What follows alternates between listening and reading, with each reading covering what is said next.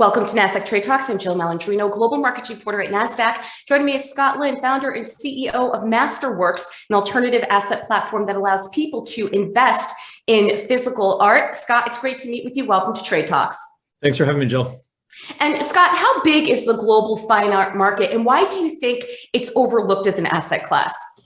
It's a great question. So the art market overall it's a massive asset class. It's roughly $1.7 trillion in size. This year, $60 billion in art will sell.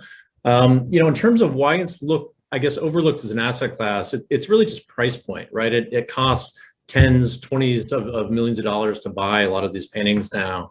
So historically, it just hasn't been that accessible to almost everyone.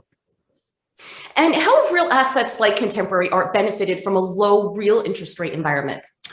We have lots of data that shows that art prices increase in low interest rate environments. I think that's true of any real asset class.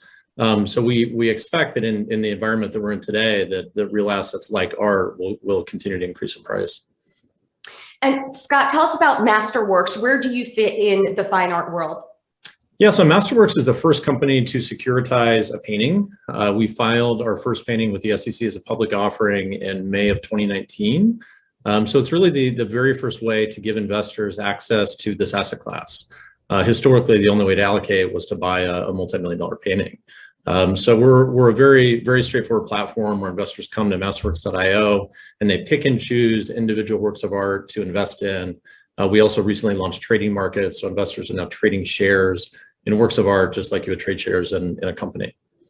So Scott, just for the benefit of the audience and to understand it more, rather than buying a whole piece of art, you could buy shares in it like you would a stock. And is this different than what an NFT is, as an example?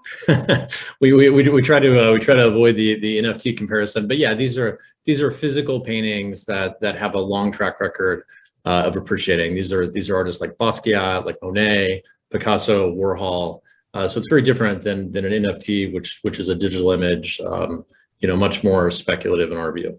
Right. Well, that's an important distinction to make it to actual physical piece that you're getting. Scott, appreciate the insight. Thanks for joining us on Trade Talks. I'm Jill Malandrino, global markets reporter at Nasdaq. Thanks, Jill.